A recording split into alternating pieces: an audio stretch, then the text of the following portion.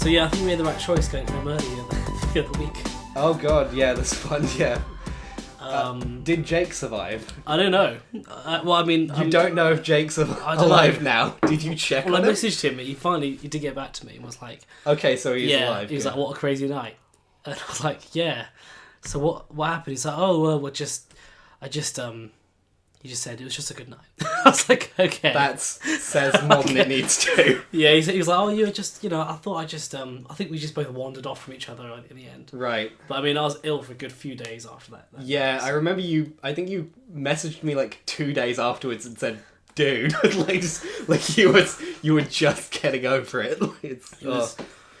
Yeah, tough times. Yeah, it sounds like it might have been an easier time if you had universal basic income. Oh, segue! Oh, well, I checked my credit card after. I didn't spend much somehow. Oh, well, so unless someone spiked my drink. Yeah, that's fucked up right there. That doesn't seem quite right. How did you have a good night? I don't know. But yeah, welcome to James v. James, everybody. We did banter and then segue. We're getting there. We're kind of getting there. Yeah, no, that was shit. Let's move on to it. UBI, Universal Basic Income. James, this is your crazy idea. So how about you? That's mean. It's not my crazy idea. It's not like that. I didn't just say, you know what would be fucking cool. well, actually, on that, Thomas Paine actually talked about this. Yeah, no, it's not, a really old idea. It's not new. It's very it's got ideological roots way back. But yeah, so for those who don't know, today's subject, universal basic income, or basic assistance, whatever you want to call it, is this idea of basically, right now we have this unemployment insurance system where if you're unemployed, you get paid a certain amount by the government while you're searching for a job. The idea of universal basic income is essentially get rid of that apparatus of checking on whether or not people are looking for employment. Just everyone, no matter who they are, as long as they're a citizen of the country, getting a certain amount of money every month as an income, as either a supplement to what they have already or as their basic minimum income. And there can still be other benefits, there can still be disability benefits, but it basically eliminates that idea of you need to be unemployed to receive this. It's just a basic minimum income. And it's got roots on the left and the right. People on the left like it because obviously it helps eliminate poverty. If you set it at the poverty line, then poverty could theoretically be eliminated. People on the right love it because it means shrinking the state, because it means less bureaucracy. And it also means that the people are free to spend their money the way they want. So they have more freedom in the market rather than unemployment. There's a lot of controls on it, but a lot of it gets paid directly to rent or directly to your bills, so you don't get choice in it, and people on the right don't like that. So it's got roots on both sides, and the argument for it now, the reason it's getting big right now is because automation is likely to make it absolutely necessary in the next 50 years. So yeah, that's where we're starting from. So, to comment on that, what you just said there. So you say people on the left like it, and people on the right like it. Yeah, Nixon proposed it. It's Nixon was pretty left wing in a lot of his ways of thinking. Well, by modern standards, the Overton window has gone weirdly to the right in some places. At least on welfare and the like. Yeah. Well, yeah, totally. I mean, welfare has definitely gone to the right in recent times. Especially taxes too. Definitely. If you look at taxes in the era of, sending man to the moon, I mean, the rich in America were paying up to 90%. And we had that in the 40s and to the 60s, I believe. So yeah, it's which was great in an era of big government when you were fighting the Soviets, but nowadays I don't really see why that should be as relevant. Well, we'll get onto taxes in some other parts, but it's only UBI. When you say it's an argument from the right, I don't really find that many people on the right who do agree with it. I think if I'm going back to people like Thomas Paine, that's going back way too far, where right and left didn't really mean much. But if you're talking about, I don't mean to bring Goldwyn's law. Yeah, okay. But fascist right-wing thinkers would like it.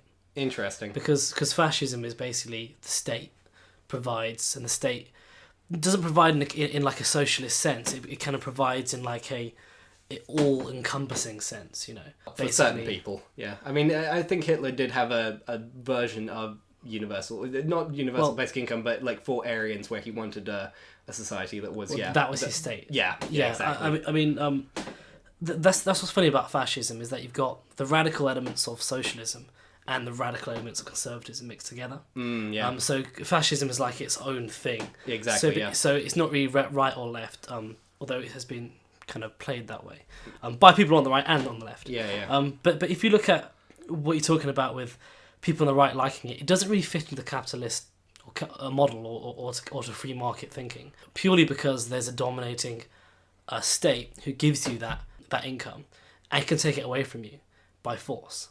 So capitalism is all about, perfect capitalism in its theoretical sense is about distribution of power. Yeah, I mean, obviously in the real world it doesn't work that way, but that's the idea of capitalism.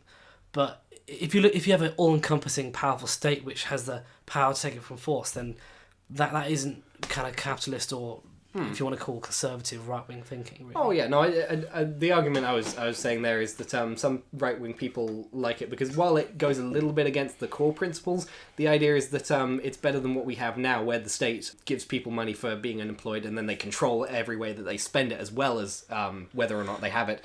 And the idea is that if you just gave it to everyone, people could then spend it freely on the markets, and that the markets would decide where that money goes, and that would help improve the economy. So there's right-wing arguments for it, even if it doesn't quite fit in with the right-wing ideology. So I think that's a good point.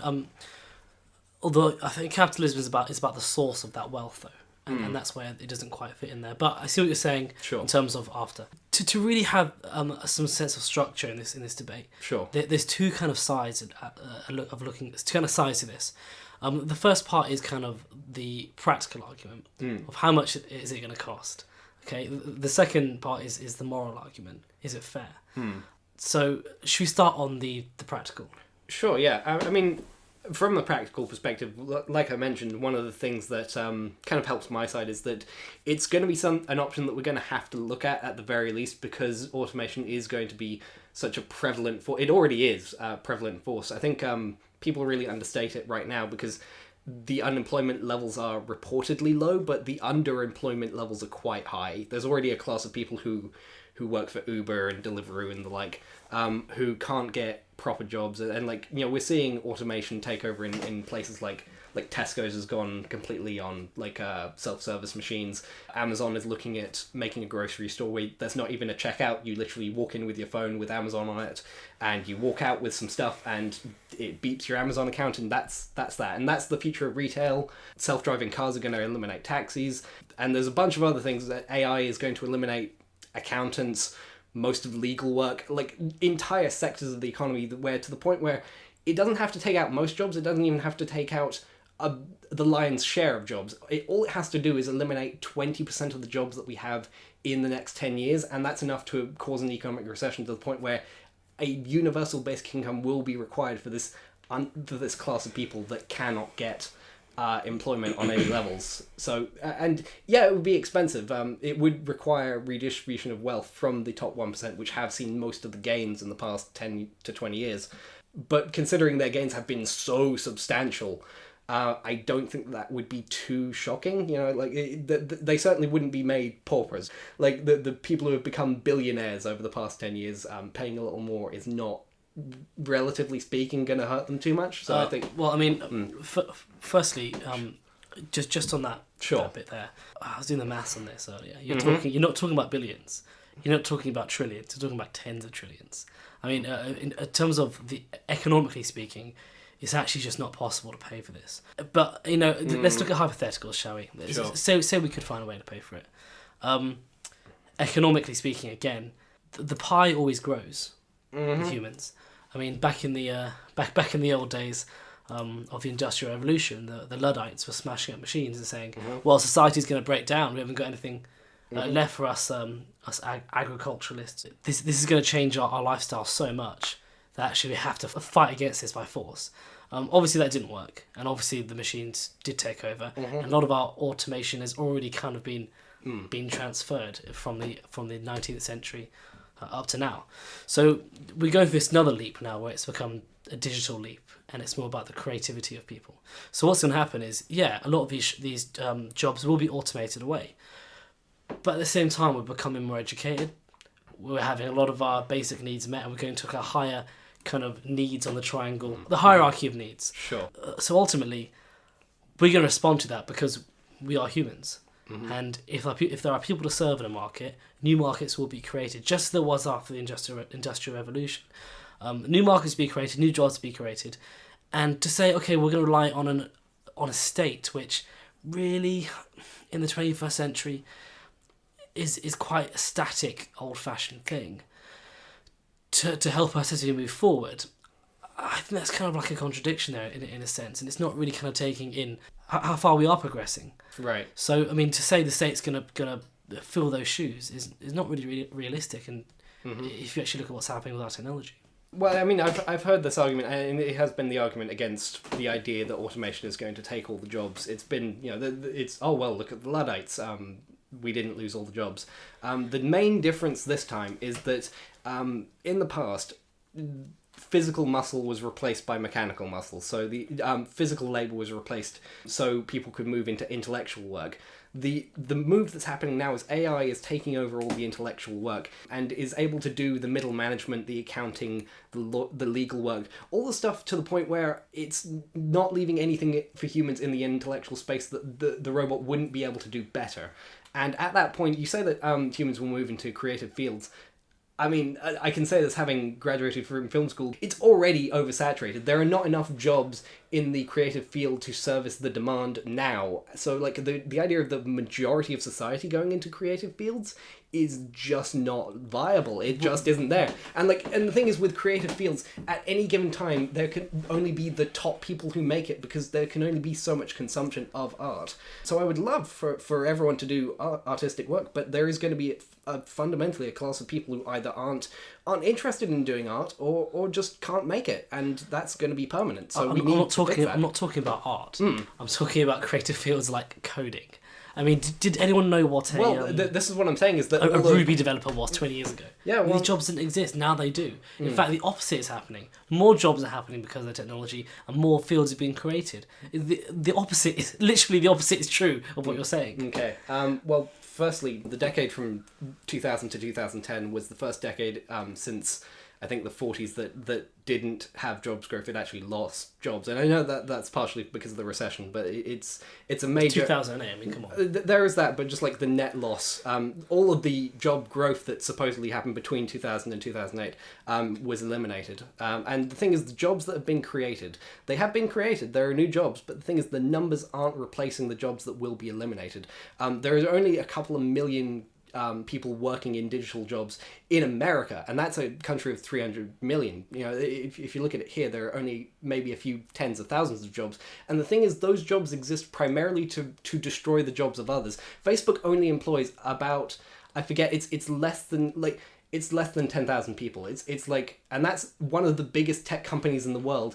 All the other tech companies barely employ 12 people. Instagram has like 20 people working for it. Like these companies can be run like the old thing was like factories and mines would have hundreds of thousands of workers in like America, and same here. There's not the same thing in coding. There's been a suggestion that the main push for people to do coding isn't so much to actually give them jobs. There's already saturation rate. The jobs aren't there for the coders who are looking to do it. There's a suggestion that people in the coding field want more coders so that they can actually push down the wages a little bit, because right now it's a very high wage job. But the likelihood is if everyone starts doing that, the wages will just go down. But that's the natural evolution, isn't it? A new industry is created. It's only a few people can do it. It's a niche thing, and it's very valuable. Over time, it saturates, and then a new industry is started, and a new market is created, and then it's a very high value niche thing. Over time, it saturates. It's the same cycle. And to say, okay, well, actually, in this exponential growth, we're actually developing so fast.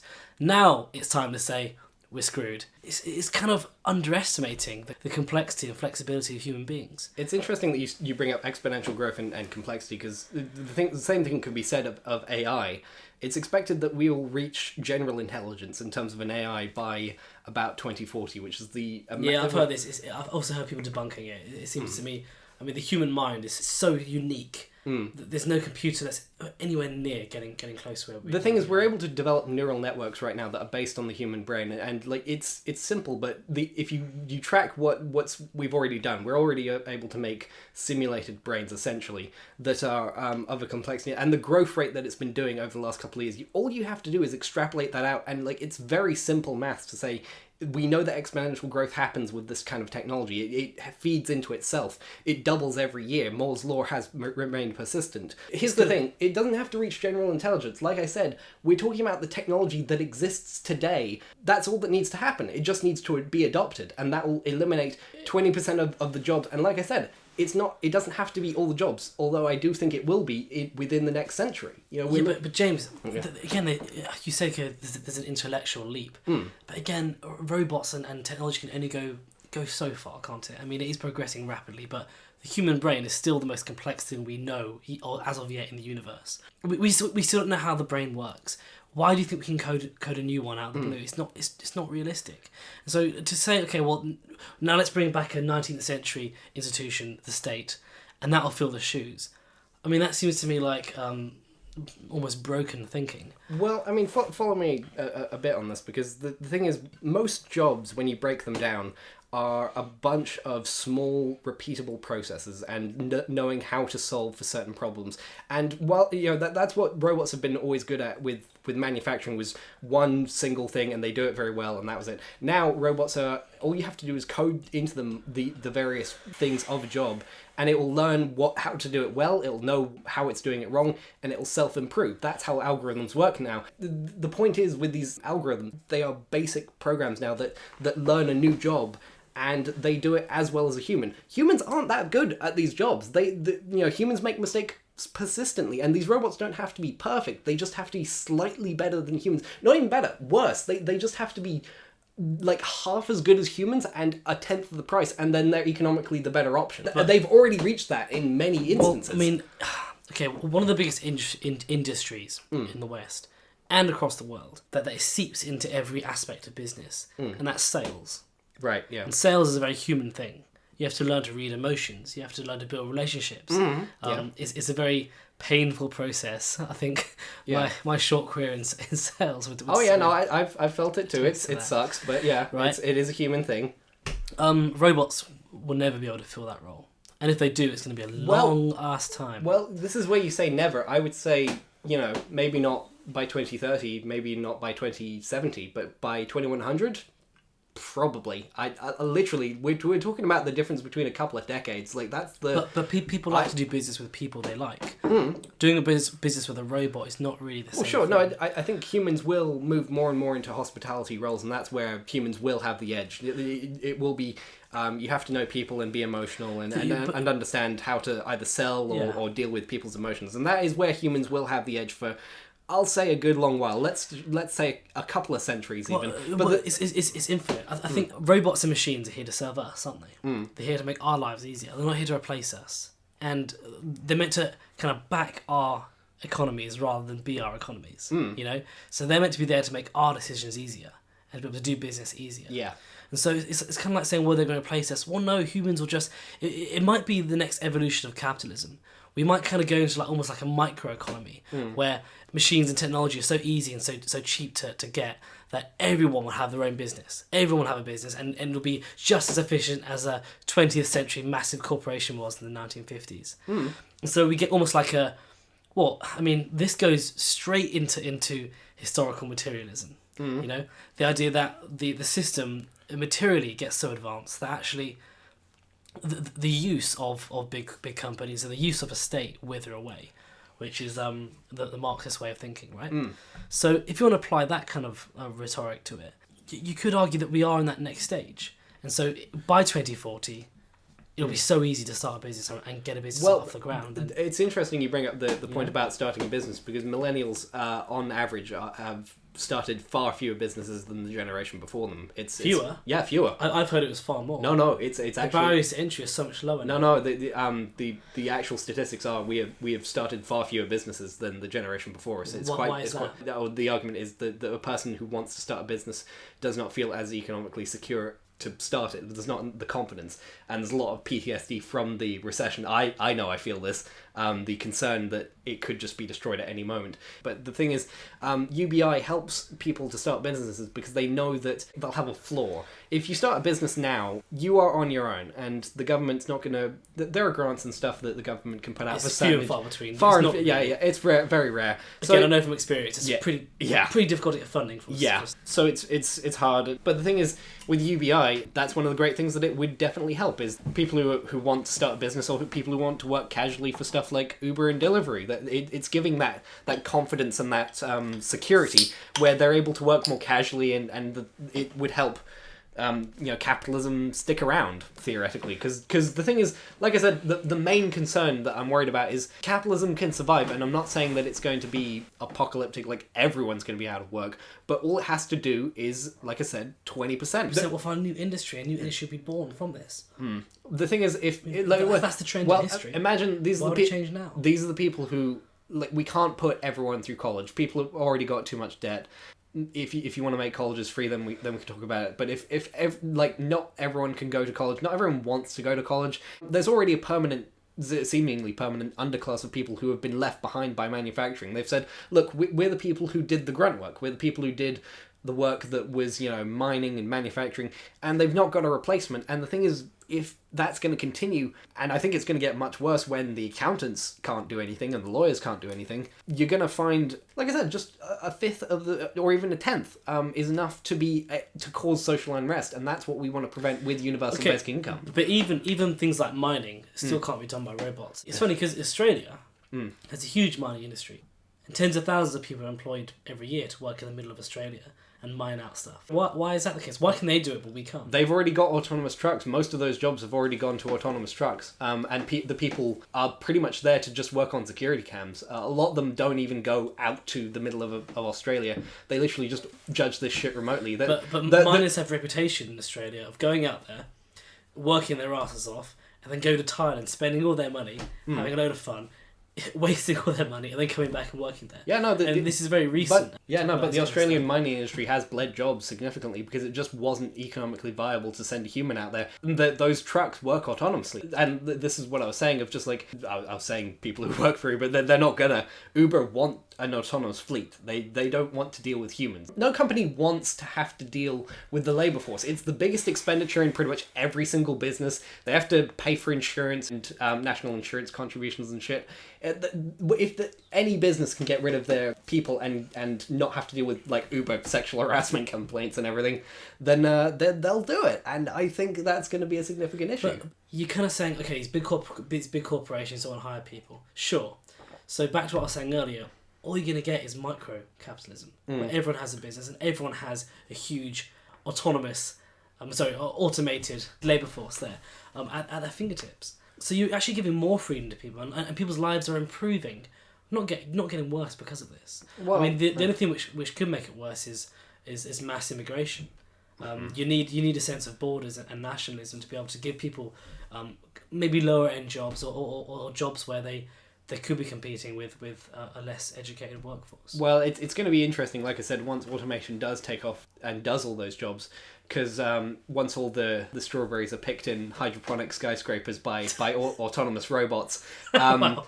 then that's very descriptive. It's happening. There's hydroponic farm scrapers that are literally 10 times more efficient than physical farmland.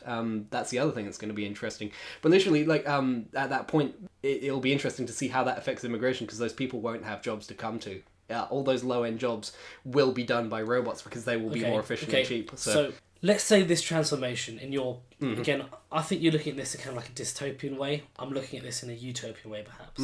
I think it is going to be a brilliant opportunity, but this is why I think we need something like universal basic income to supplement it. Otherwise, what we'll see is what we have now, which is a permanent class of people who seem to be very angry. There's a lot of social unrest that they have lost. That's because their jobs have been sold out to. I mean, again, call me out on this, but immigration has taken a lot of their Automation has taken 80% of the jobs that have been lost over the last 30 years. Immigration is literally like virtually nothing compared to automation. Well, again, I'll be working for this recruitment company all around Worthing. Yeah. And the majority of people I'm working with aren't native English. So, I mean, my anecdotal evidence isn't very strong here, but what I've seen is actually the opposite. I'm not saying that immigrants haven't taken jobs or that they aren't present. They're clearly here. I'm just saying that in terms of the actual statistics of the problem, automation is a way bigger thing. I think when it comes to stats like that, we have to fact check after. Sure. And again, I'm very open to changing my mind or changing my opinion if the facts you're citing are correct, but Sure. I can't call you out on it right now. Sure. Okay. Well, I mean, moving more onto the economic side of it, because you seem very certain that it's not financially viable. So let's move on from that. So, if everyone has universal basic income, then no one has universal income, because money is a measure of value.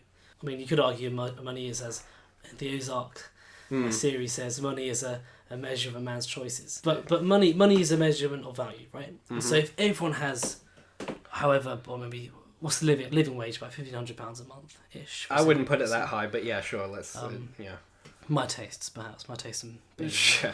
but if everyone has something, then no one has it, because money is about scarcity, and so it's the same as printing money. All you're doing is just printing money. And you're just inflating. There's definitely a limit to it. Obviously, I wouldn't put it at like 20,000 or 30,000. You know, like if you just gave everyone like £50,000 a month, just constant, massive inflation would happen, and it would readjust, and 50,000 would be basically worth like 10,000 or nothing. This is why it needs to be put at around the poverty line. Like what? I mean, it doesn't even have to be a living wage necessarily, but just like a supplementary income. Like there's some versions of it, like I think Scotland was thinking of doing it at 7,500 a year, something like that. Or I mean, I would just because I like to make things simple, like just put it at 1,000 a month. I've heard that talked about a lot. Just so where it's basically at like slightly below minimum wage, where it's like you would probably still want to work if you wanted any kind of living, but it's enough to where, you know, it would get your rent and a few James, bills. It sounds nice. It sounds nice, but okay. So I'm a landlord. The rent is £750 a month for the room. Okay. Now that was based in an economy where there was no universal basic income. Yeah. Now you introduce it, everyone's got an extra £1,000 to spare. Yeah. So the rent is not going to be worth £750 anymore. Suddenly, where only a few people could afford that, everyone certainly can now. And so now the rent's now £2,000 a month. Right? And now I'm a shopkeeper. Okay? I'm selling a loaf of bread for £1. Now everyone's got an extra £1,000 to spend. The loaf of bread's now £5 because I can get overcharging that. All you're doing is inflating the economy. Nothing more, nothing less.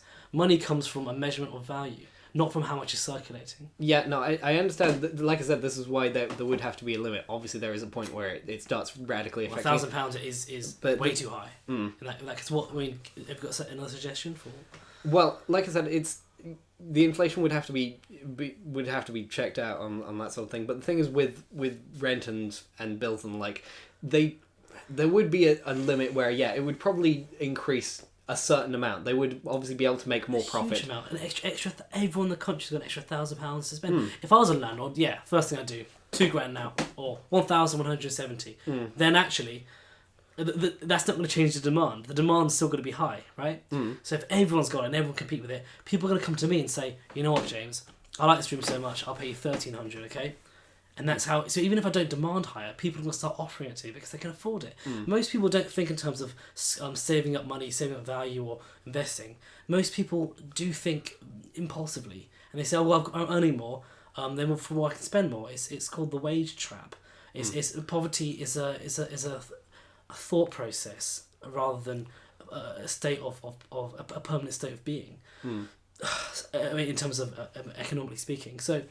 All you're doing, James, is you're just putting prices up, nothing else. It becomes meaningless. That's been the argument against the minimum wage for a long time, and the thing is, when in studies where minimum wage has gone up in certain areas, the prices haven't actually gone up substantially, because the thing is, the other thing is that no business would have to raise its prices like it would with minimum wages, because they aren't having to up the costs of making it. Like the fact is with they would because they can charge more because more money's flying around.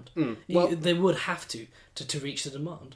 Well, like I said, they wouldn't have any extra costs. Is my point. That flat isn't gonna have any extra costs just because everyone else has a livable wage. You know, the fact is, it will, because the businesses have to say, well, I can charge more and get away with it, therefore I will, and it will.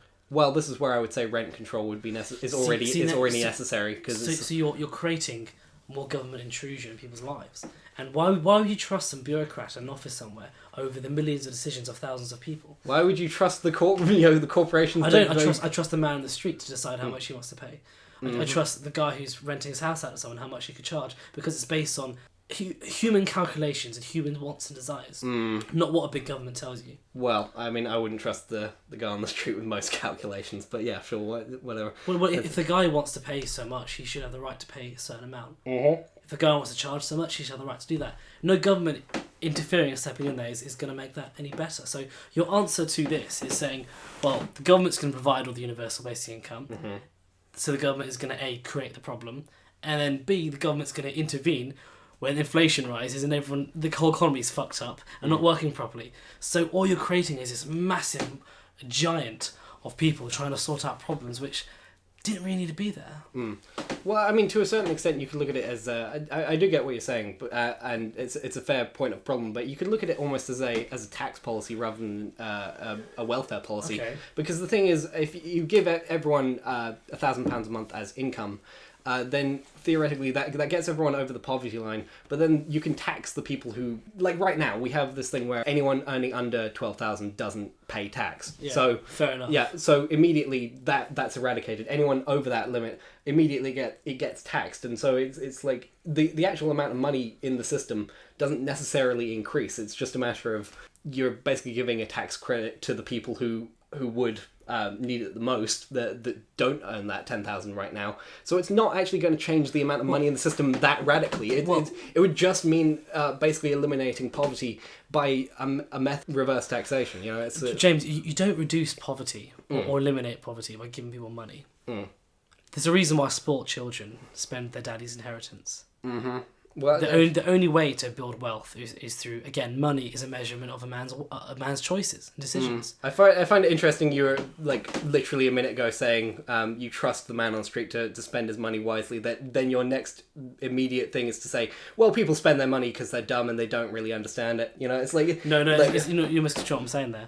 I'm saying that the man on the street has a right to spend money how he likes to, and then the market will reflect that. I'm not saying that everyone's wise with their money. I'm saying that in terms of having a free and open economy, which is based on wants and desires and needs. Sure, but that's the best way forward. Not having someone dominate and tell you what to do. But within that, you are admitting that potentially a large percentage of the population are just dumb with their money. Yeah, totally. Yeah, we're not taught how to control credit. We're not taught how to apply for loans properly. We're not taught how to get a mortgage. We're not taught even how to pay taxes. Of course, the economy reflects that. Having a government tell you what to do is going to fix that problem. Most people in government are there because the salaries are inflated and it's easy to get a job for life there. Not because they're good with money or they're better than anyone else. It's a human thing, and it's not even a class thing. It's a human. At that point, you're admitting that entire industries can be based on people being very stupid with their money, and yet a government could theoretically have more intelligence in terms of being able to regulate it. Like gambling. Gambling needs some regulation from outside, otherwise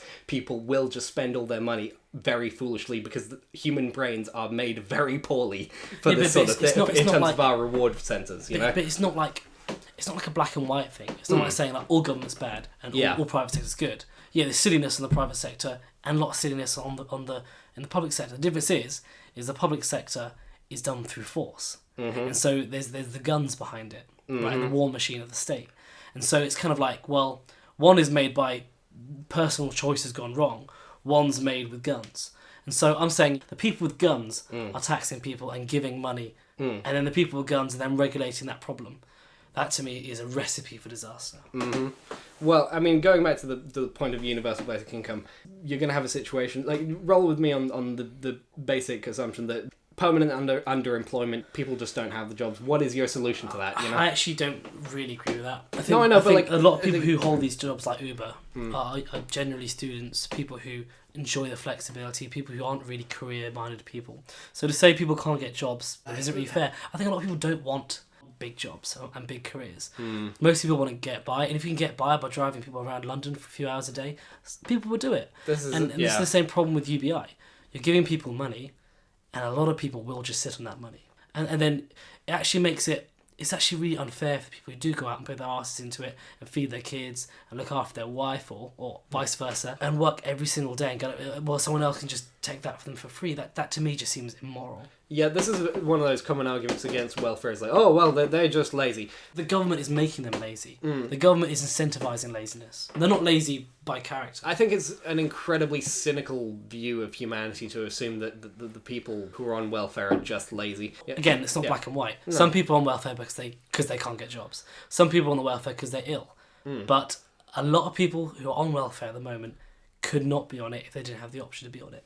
And the government enables that. And this is why private charities are very careful just giving people money. They'd rather give them the help because they know that people get into that trap, that mental trap. And that's where you get spoilt children with rich parents get in that trap too. Yeah, the thing is in terms of the actual statistics of welfare abuse, people who don't need it and just use it as a crutch, the statistics put it at like less than 1% in terms of people. See, you can't dismiss my argument by citing stats that I can't argue against. It's kind of like, well, how do you quantify human potential? Well, I'm sorry, but do more research. Like, if that's something that you think is wrong, tell me that I'm wrong. But the thing is, go with that point for a second, that if it's less than 1% in terms of people cheating it, doesn't that destroy your point that people are just lazy on it, you know? Well, I mean, again, I think it's a lot more than 1%. And again, you can't quantify human potential. It could be 99% of people there who actually just find it slightly easier and aren't particularly lazy but are unable by that lifestyle. And they could do great things, and actually the welfare state is stopping that. And again, I don't know where you got the 1% from, but we need to fact check. Again, it's not so simple as saying some people are lazy, some people aren't. The environment does build a certain character within you. Right? And to say, it's mean to call people lazy on the welfare state, it's not a really realistic way of looking at how people act. This is a problem with the rich too. Rich people in posh households, you hear it all the time, getting the drugs, fall off the wagon, because they're not taught scarcity. So, yeah, the welfare state does actually almost degrade human potential, for sure. Well, I mean, the way it is now, my dad was on, obviously, government assistance for a while after the recession, because he was in property development, and you can imagine how well that went. And it is soul-destroying, especially for older people who are trying to get jobs, and, he found it quite hard. One of the reasons for that is the forcing them to go for jobs, and not, they aren't really able to start businesses. That it's emotionally crushing. A lot of people on there have just build up depression because that's they don't have the skills or the trade or whatever. But one of the things that's been shown through the trials of UBI, at least in Finland, that they've been doing, is that the emotional stress rates go right down, and the majority of the people who are receiving universal basic income, they're starting businesses, they're finding jobs, they aren't just sitting on it. And for the few that do, it would be a cosmic shift in how we view society, and like to a certain extent, in a country as rich as ours, like, is it not? Like, we expect running water, we expect electricity, we expect these things to, we want a certain standard of living to be the baseline. What if the next stage of capitalism is the baseline is you get to eat as well? You can expect to be able to live in a place, and like, that's the bare minimum now. Because what it does, it devalues ambition. It actually, it's insulting to the people who do go out and work and put their ass into gear. When you talk about welfare, one thing that I get riled up at Conservatives is when they say immigrants on welfare.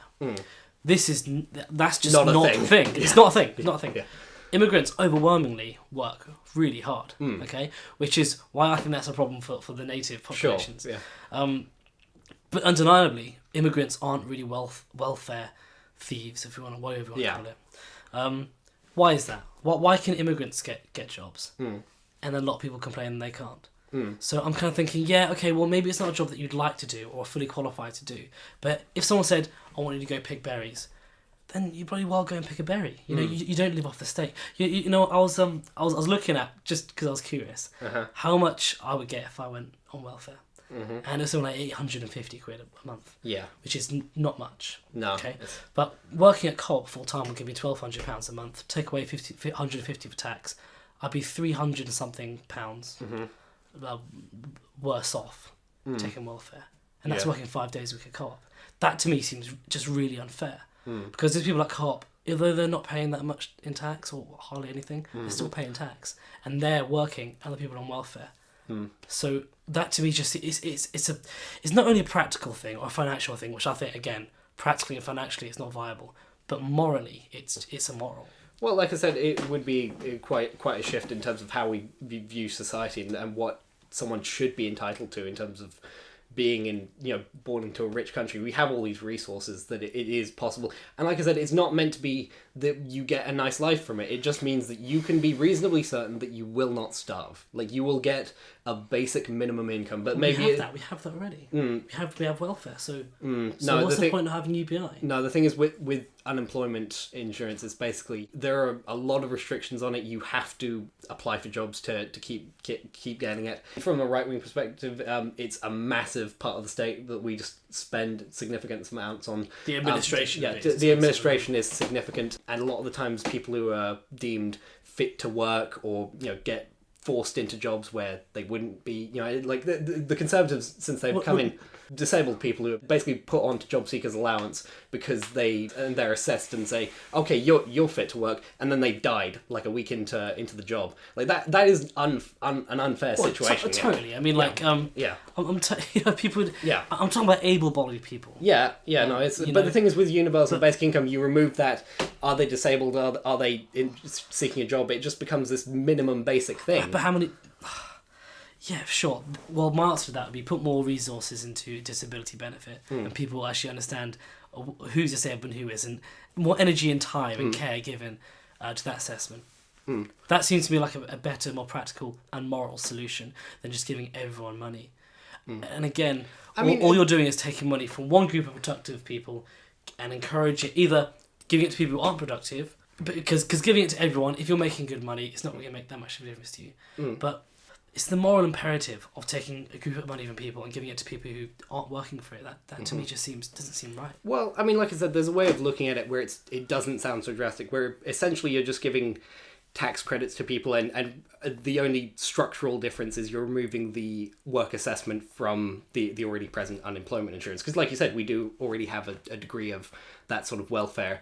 Basically, it is just, removing the fact that they have to be tested for work, and it's giving them slightly more on welfare. And for the people who do work and would receive it, it would either be basically eliminated by the fact that they have a higher income and then get taxed more, or it would just be a supplement, basically. And we already have tax credits, we have tax incentives like that. So it wouldn't necessarily be as dramatic as some people think, depending on how it's implemented.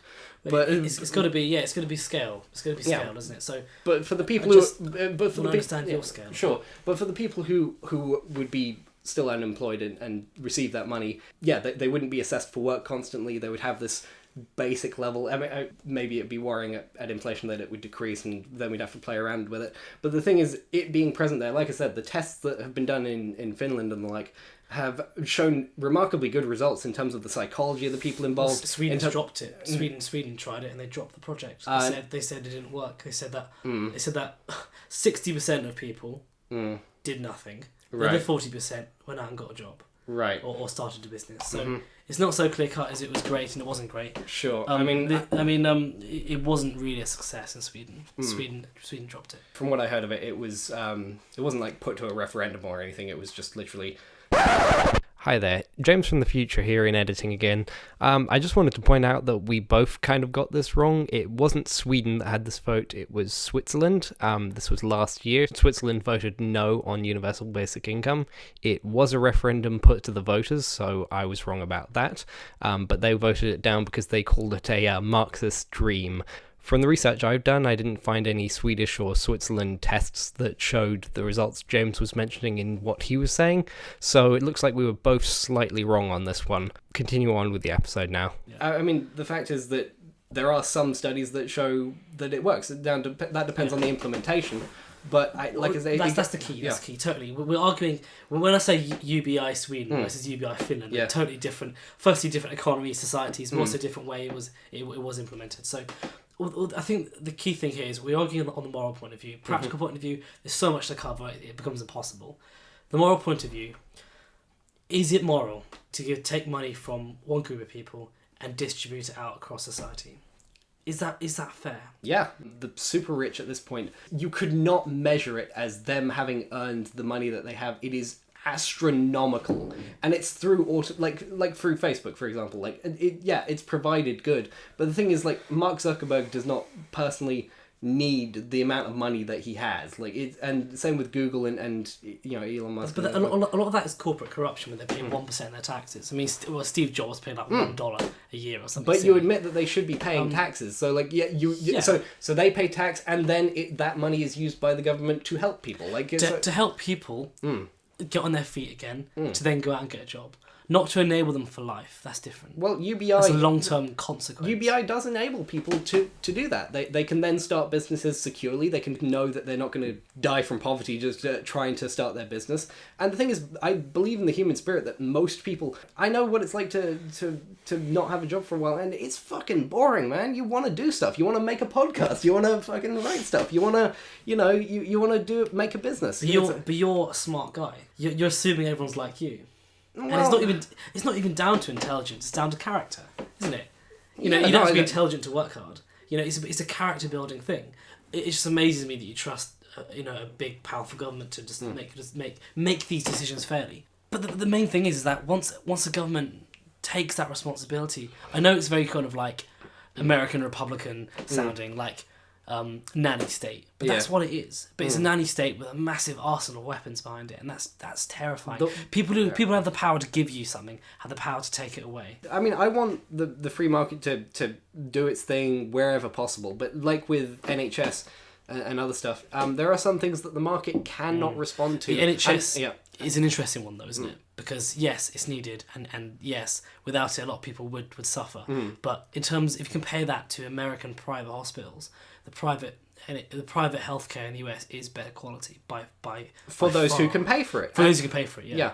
No, but the thing is that worth it to have slightly better... Yeah, the people who can afford £1 million procedures can they get the cutting edge stuff, but then 1 million people die because they couldn't afford that cancer pill because the corporations decided, no, we're going to make that $500 a pill because we're paying for our research with that money. Like, that's what you get when you let a free market run wild on healthcare. You need a mix. You need like tax credits for those who pay privately, and you need kind of that safety net for those who can't pay. That's my compromise there. The way it's run in America, those corporations have so much power and so much lobbying ability. If you let them go that level of strength, and there isn't a public option, at the very least you need a public insurer. Like I'm not saying everything has to be NHS, but like you need at the very least a public option that can supplement those things. Well, I'm totally with you there. Yeah. But you kind of just said what the problem was.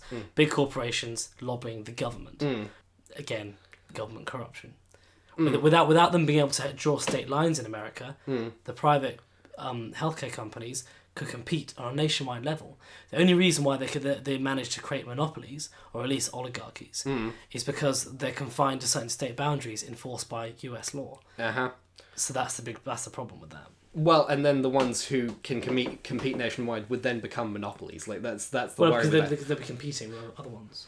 Well, I mean that's another subject. The point I was trying to make with the NHS thing is that the market cannot make up for certain problems that are going to be very devastating, and that is very much true with automation. You can at least understand my concern, right? Like, totally. And I'm not like an extremist. I'm not like extreme libertarians. Kind of like, all government's bad. Government is made up of people like you and me. But again, it goes back to this old kind of rhetorics. Absolute power does corrupt absolutely. And when the whole nation, the whole society is dependent on this one group of people to provide them with their sole living, that creates huge potential for misuse of power. And if you're talking about little Sweden and little Denmark, maybe they could get away with it. But I still think it's on a moral level, it's not really fair. But if you're talking about big economies and huge societies, again, that's just going to create huge misuses of power. Like I said with our EU episode, I feel like smaller governments are much easier to corrupt when you look at Italy and either way. And other small governments are very easy to corrupt. And the thing is, governments can be corrupted, but we got to trust them for some things, like, because these are the things that only governments can help. Like, no corporation would make welfare, no corporation would make the NHS, yet these are vital parts of our economy that are very necessary to supplement capitalism, because otherwise anarcho-capitalists, the guys who just want no government and all capitalism, it would just run Go to wild. Somalia. Yeah. No government, loads of guns. Right, it would go wild, right? And it's like, that's not what we want. Although I've been examining some ANCOM arguments that I find quite interesting, which we'll see. I'm totally not a fan of ANCOM purely because they remove that essential part of republicanism, which is, I don't mean the American sense, I mean the traditional sense, sure. where you need a government which mediates between two parties. And make sure there's a boundary of the state, make sure there's a military that's protected, and those at the bottom are looked after for. Oh yeah, that for me is a well-functioning society. Oh yeah. No, I mean, we'll debate ANCOMs and the like later on, I'm sure, at some point. But I mean, the sidetrack there. Like I said, UBI, I think it's something that's, like, my concern is that it's going to be very necessary, and, like, under my assumptions, what do you think your reaction to that would be? Understand that AI does all of the jobs that are intellectual. There isn't enough jobs that a human theoretically can do. Go with the horse as an example. This is something that CGP Greg brought up. Like, they peaked just around 1900. They're driving carriages. They were the main source of transportation and movement of goods. And they were very important. Their population was at, I don't know, something like 1 billion worldwide. And then the car came in, and horses cannot be employed. They aren't useful for anything.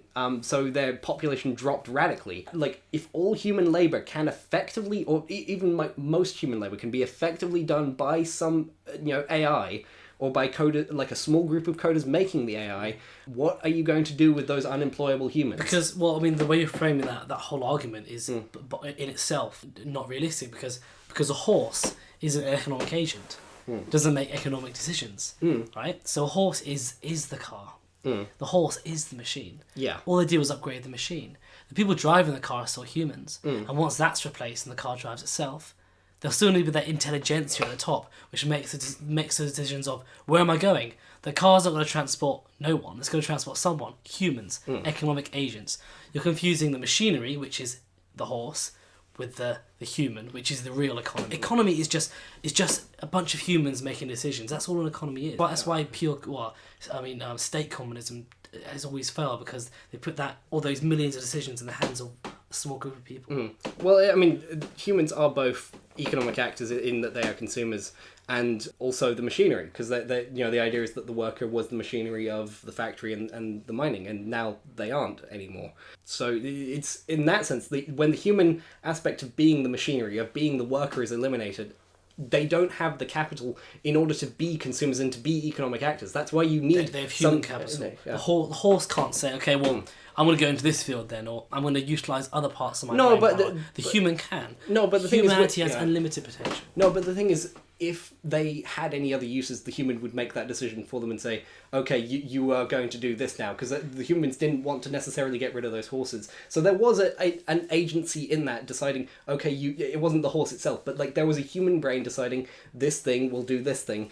And when the human brain that is driving this thing, this meat bag that we are, doesn't have any options to send the meat bag to, I was like, okay, you don't have any factories to go to, you don't have any offices, you'll need some kind of supplementary income. We'll need to have very big discussions as to the fundamentals of our economy. Otherwise, the machinery of capitalism, the idea of worker gets money, spends money on goods, breaks down. But that's that creativity there. People, I'll go back to the micro-capitalism thing. People are going to say, oh, I'd love to do this, I'd love to do this, and I'd love to start this enterprise. And now I've got the low barriers to entry, I've got all the machinery behind me, all the technology, I can do it. And I think what you're going to see now is that kind of a human ability to exceed and grow in a way that we haven't seen before. And so it's not going to, it's going to destroy jobs, but that's a short-term thing. In the long term, humans will adapt, adjust, and evolve as we always have done. Like I said, it is, we're in agreement that it's going to be a very transformative point. I think it's going to be very hectic for the next couple of decades, whichever, like, optimistic or pessimistic, however you are on it. And that's the point that I find very concerning, where if your version doesn't happen, shit's fucked. Like, and Totally, yeah. and in that time, there is already people who were so angry they elected Donald Trump and got us out of the EU. So I think that's fair enough. yeah, no, but the thing is that people who are underemployed and feel very angry right now are making big decisions, and I'm a little scared of that continuing in certain directions, you know, whether that's towards full communism or fascism or you know what? I'm totally agreeing with you. Yeah.